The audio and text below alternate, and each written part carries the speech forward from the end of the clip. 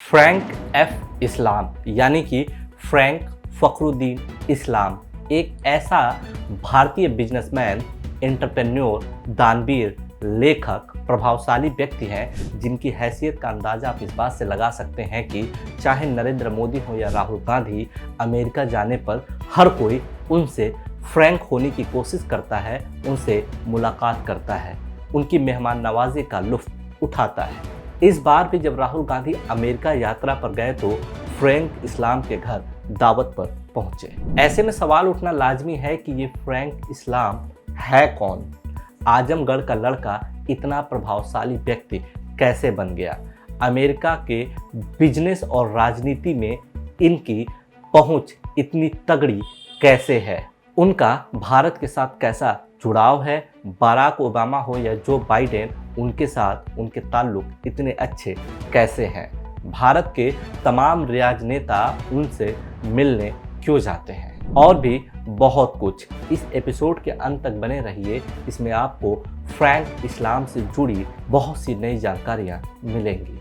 Frank F इस्लाम यानी कि फखरुद्दीन इस्लाम का जन्म उत्तर प्रदेश के आजमगढ़ में एक छोटे से गांव कौरा गहनी में साल 1953 में हुआ था। उनकी 5वीं तक की पढ़ाई गांव के ही मदरसा इसरार में हुआ।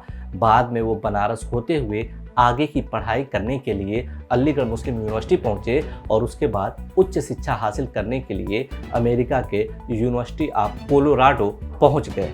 बचपन से ही पढ़ाई में तेज और मेहनती फखरुद्दीन इस्लाम की ज़िंदगी में सबसे बड़ा मोड़ तब आता है जब साल 1994 में सिर्फ $500 का लोन लेकर उन्होंने अकेले दम पर एक आईटी कंपनी की नींव डाली जिसका नाम था QSS। 40,000 रुपए से शुरू किया गया कंपनी कुछ साल के अंदर ही खरबों रुपए की कंपनी बन गई।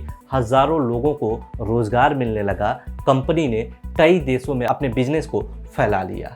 आप उनकी हैसियत का अंदाजा इस बात से लगा सकते हैं कि अमेरिका के सबसे VIP इलाका यानी कि वाशिंगटन DC में व्हाइट हाउस के बेहद करीब उनका आलीशान घर है जिसका नाम है नॉर्टन मैनर।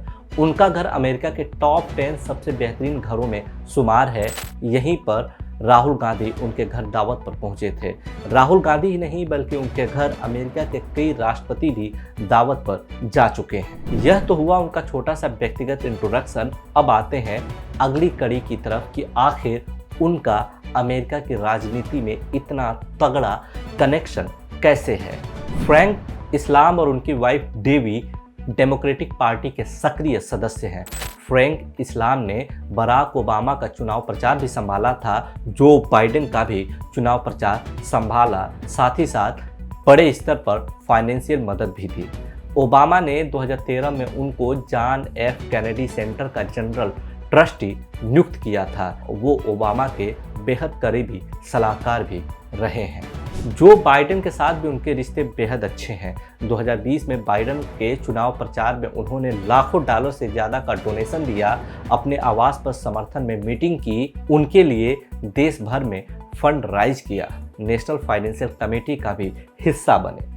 बाइडेन ने फ्रैंक इस्लाम को साल 2022 में white house commission on the presidential scholar का सदस्य बनाया।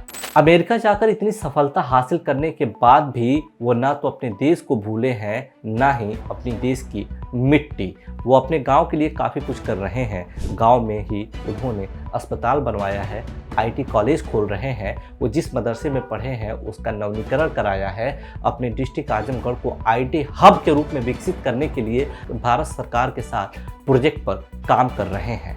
यूपी गवर्नमेंट ने उनको साल 2015 में यूपी रत्न अवार्ड दिया था।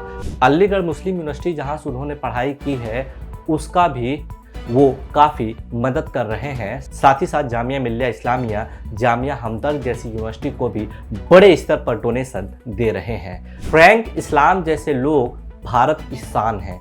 विदेशों में सफलता की बुलंदियों को छूने के बावजूद भी वो ना तो देश को भूले हैं, ना ही अपनी देश की मिट्टी से उनका लगाव कम हुआ है।